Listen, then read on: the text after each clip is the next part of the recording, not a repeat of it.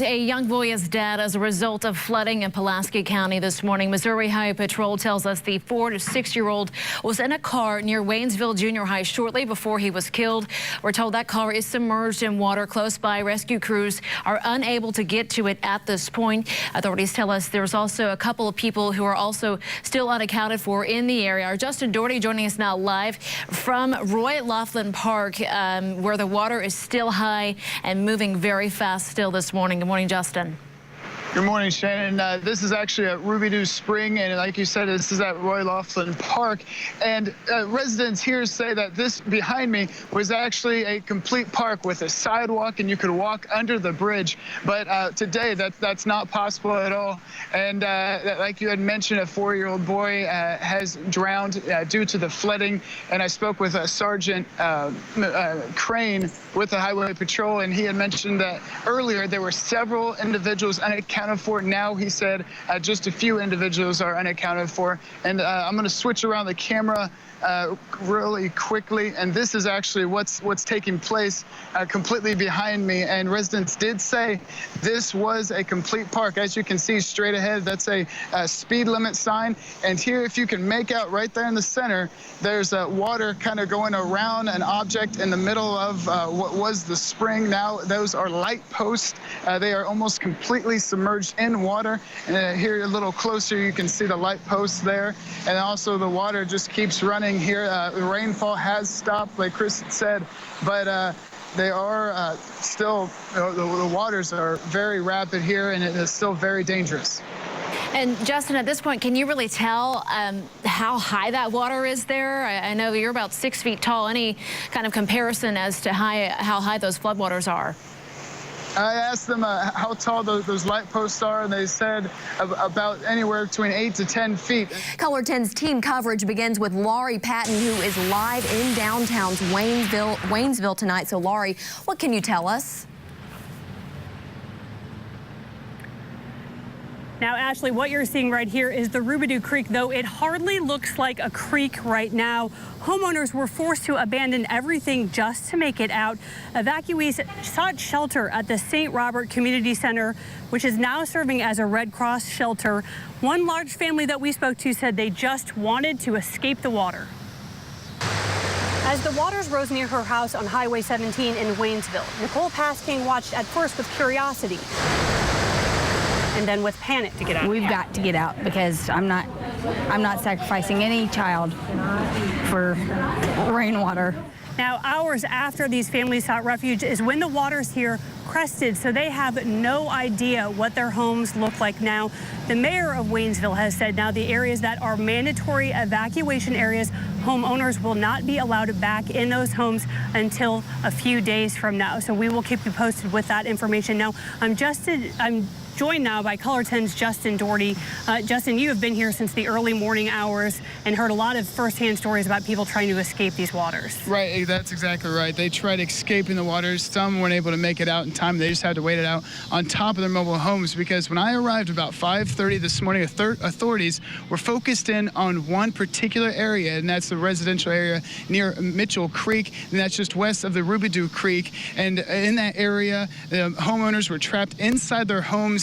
At that time, about 5:30 in the morning, propane tanks were leaking, and the area possibly affected most a mobile home park that's just off the banks of the creek. And Dina Elger manages the Waynesville Mobile Home Park, and she had to ride out the flooding on the roof of her home. Initially, the shifting of her home and her neighbors' screams woke her. And we've seen gas tanks fly by. As a community, I will say that. And we helped each other make sure as soon as the water went down, we were all okay. But pretty much we all lost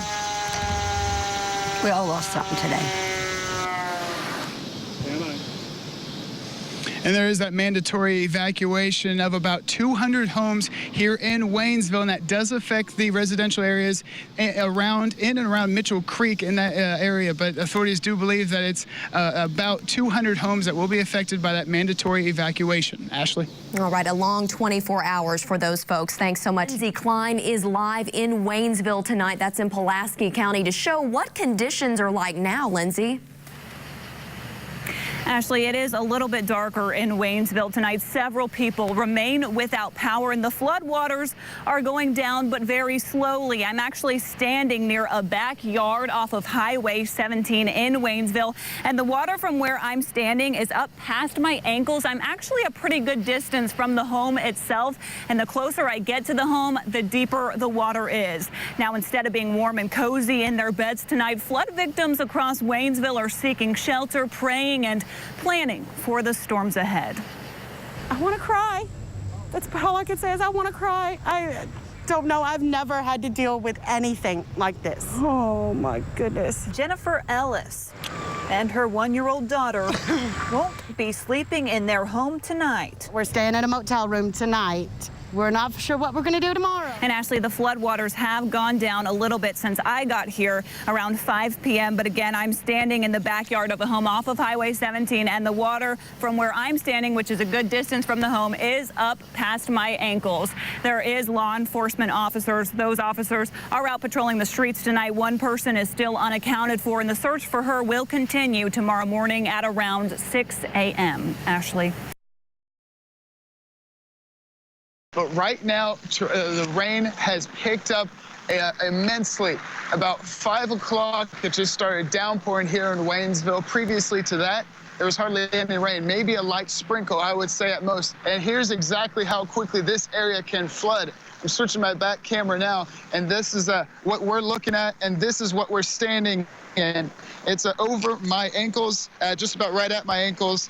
And this parking lot was completely dry 30 minutes ago with just the sprinkle. Well, Ashley, even as you're driving up I-44, most of the electronic signs warn that there is a detour ahead, that the highway is in fact closed. As you get a little bit closer to where it's actually flooded, there are more temporary signs than lining the road. But still, thousands of people were caught unaware and ended up in traffic for hours. Turn right here. It's about a 2-hour detour. Chief Eric Price of the Hazel Green Fire Protection District has a new job today. Where are you going to? Because of water flooded over I-44 near Jerome, Missouri. Where you headed? Now he's a detour director. Go 17 south to 63 and then 63 to Rock. Drivers seem to take it in stride until they saw just how long they'd be waiting.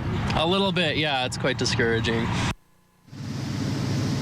Now, MoDOT is constantly assessing the situation on I-44, also paying attention to part of US 63 that is covered with water. One of the things that they will do, however, even when that water recedes, is they will then go out and inspect the roads and the bridges there to make sure that they are okay before they will even let drivers back through there, Ashley. So it's going to be a waiting game for now. Welcome back, everybody. We've been following flooding throughout the Ozarks, especially now in Taney County near Hollister. Yes, our Lindsay Day joining us now live off of Turkey Creek there this morning, where there are some businesses nearby that are flooded. Lindsay, we know that there are water rescues happening at this hour. What are you seeing and what are you hearing out there this morning? Yeah, that's right. There are water rescues that are occurring this morning, and there is a flood warning in effect until 7 a.m. Right now, I'm standing in some pretty deep floodwaters out here, right alongside some businesses, too. Not a good situation for these businesses where we can actually see the water that is beginning to enter into some of them. Now, like I mentioned earlier, there are rescues that are being made this morning because of this high water that's currently going on, and we have more rain that's coming down right now. So the situation isn't getting any better for these folks out here in Taney County, particularly along Turkey Creek. Now, we were down the road a little ways, probably about 10 minutes ago. We were trying to set up our shot over there, but there was gasoline that spilled and it smelled really bad. So we decided that we better just move.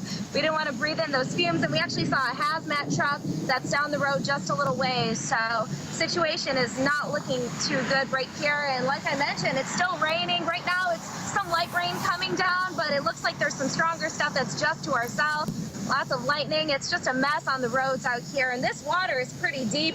It's flowing, and down the road a little ways as well, it was flowing pretty fast. So if you do see any water as you're out there driving this morning, take it easy and turn around, don't drown. It could now take several weeks to clean up some damage in Hollister after a flash flood. along Turkey Creek this morning. Good evening once again. Good to have you here. I'm David Oliver. And I'm Ashley Katz. We're glad you're with us tonight. Water levels there rose more than 15 feet in 30 minutes, and the town could see another flood tonight. Nathan Vickers joins us now live via Skype with the latest on the damage as it stands now. Nathan. Ashley and Dave, by far the most damaged area was the Hidden Valley Mobile Home Park near Turkey Creek. It was the most damaged part of the area. Earlier this morning, turgid waters rushed through feet above where I'm standing right now.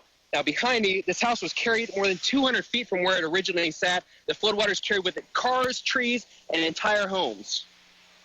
The one over there knocked us over into that one. Then we just floated on down. We had to jump off because the trailer would have hit us.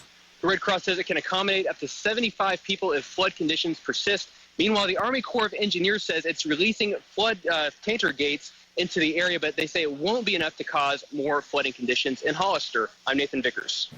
Thanks, Nathan. Meanwhile, Waynesville evacuees haven't even been back in their homes for 24 hours, and they're already forced to flee again with a threat of more rising water. We want to continue tonight's team coverage right now with Lori Patton live there in Waynesville on North Street. Well, David and Ashley, you can see right now that North Street is now closed again. There are some neighbors that are lingering back here trying to get some items out. But what you cannot tell right now is that the Rubidoux actually flows right by the end of North Street, unless, of course, you're talking about starting on Tuesday when it is flowing through North Street. Now, the Waynesville police chief, whose station is just yards away from where I'm standing, warned these neighbors earlier that the Rubidoux was going to rise again. Neighbors again went door to door to tell each other they needed to drop everything they were doing to leave. 3 a.m. on Tuesday, Giselle Nightingale, her husband, and her son ran from their home on the Rubidoux. With the help of volunteers, they came to reclaim some of what's theirs from the water. The smell is horrible. This house has been in Mike's family for 40 years, so it's awash with history. Muddy. But word from a neighbor stops them short. The chief of police just said that everybody on this road needs to get everything that they need because the river is going to come up about another 4 feet. Here we go again. Kind of makes you feel which is worse, you know. At least with the drought, I wasn't homeless. Now, David and Ashley, neighbors here on North Street are very excited to find out what's next. They want to hear both from the federal government, which they have not heard any information from them yet. They're waiting for the city of Waynesville to make announcements on that. But they also want to hear from the state, what is the Missouri governor going to be able to do? And with that information, we have Kevin Schwaller, who was with the governor earlier. Kevin, what did the governor have to say when he saw this damage? Well, the governor really focused today on response rather than recovery. The governor says that in the next few weeks and even longer, he will have time to look at the recovery efforts here and focus more on that right now, especially with some pending weather. He wants to focus on trying to keep the people around here safe when and if the waters rise again. Here's a look at the neighborhood that the governor toured earlier today. He walked through here and he actually met somebody who was getting ready to leave her home once again. He looked at some of the boards and some of the other debris that had washed up along this roadway. As you can see, he walked with members of the National Guard and other agencies, Missouri State Highway Patrol, and toward some of that damage there. The message from those officials is to make sure to turn around if you see some water washing over the roadway, and especially to be careful in the overnight hours when this water tends to hit. Here's what the governor had to say to the people here in Waynesville and other flooded communities today on his tour. There's a long and strong group of folks that are going to help not only during the disaster for the next couple of days as we have water moving up and a lot of water here, but through the recovery process that will last weeks and weeks after that. We're going to be here from the beginning. We're going to make sure that this community, like others around the Show Me State, are rebuilt and functioning as quickly as we can. The governor today also heard from the mayor of Waynesville and other law enforcement agencies. Of course, he will be keeping in touch with them into the night tonight as possible flooding comes up and staying in touch as these law enforcement agencies and others go through this recovery process. Reporting from Pulaski County, I'm Kevin Schwaller. And because of those floodwaters there, Missouri Governor Jay Nixon was actually in Pulaski County today. Our Kevin Schwaller spoke with the state's chief executive. Kevin has this part of our coverage tonight new at 10. David and Ashley, the governor had a message of caution tonight. He was very much focused on the response to this disaster as he heard from the people living through it. We expect significant rain the next 2 nights across southern Missouri. Before the rain, Missouri Governor Jay Nixon toured a once flooded Waynesville neighborhood with water still nearby. The latest report from the State Emergency Management Agency shows 150 structures still without power, numerous road closures. The sewer in Waynesville is shut down because of the flooding. SEMA also has reports of floating propane tanks. We asked the governor if his trip highlighted any concerns in the response. The focus on this has been the localized nature of this and the quickness with which the water is moving up, just is that you're having significant damage to county roads and smaller bridges. And the governor heard the concerns and praise from local leaders, the State Highway Patrol, and others as they prepare for another night. But we're going to continue to see waters rise, and we'd like to stay focused on the response right now. There'll be plenty of time to deal with recovery after that. Our focus is to keep people safe, make sure the evacuation orders are followed, and the rule of law is followed. Even as the rain poured down here again in Pulaski County today, searchers continued their efforts for missing mother Jessica Lee. But the rain and the continually changing waterways have hampered their work. It's heartbreaking work. Today we're conducting a search of Mitchell Creek.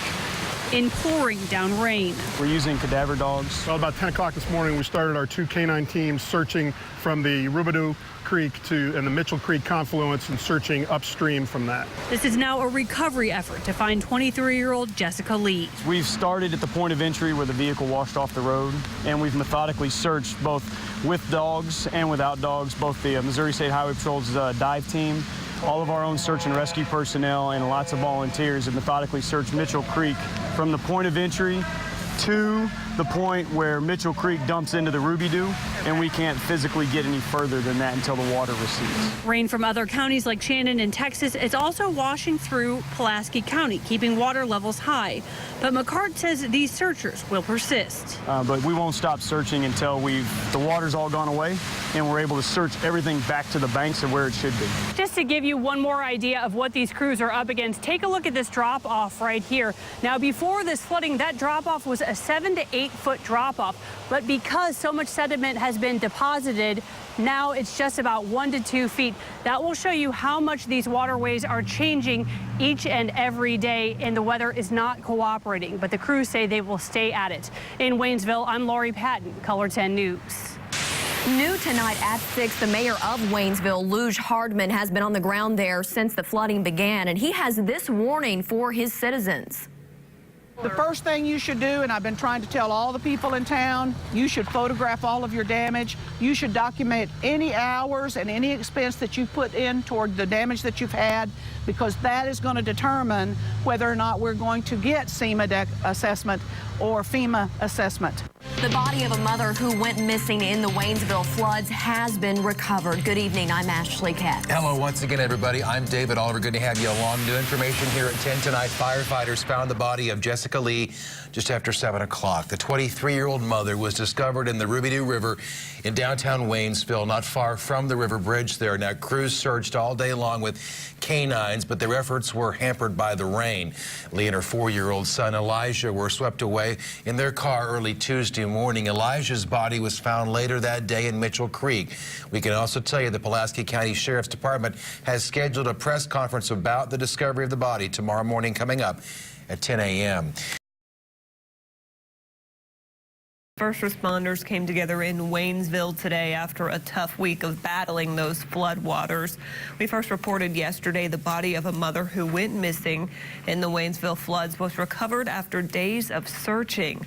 Firefighters found the body of Jessica Lee just after 7 Friday night. The 23-year-old mother was discovered in the Rubidoux River in downtown Waynesville, not far from the river's bridge. Crews searched all week long with canines, but their efforts were hampered by rain. Lee and her 4-year-old son Elijah were swept away in their car early Tuesday morning.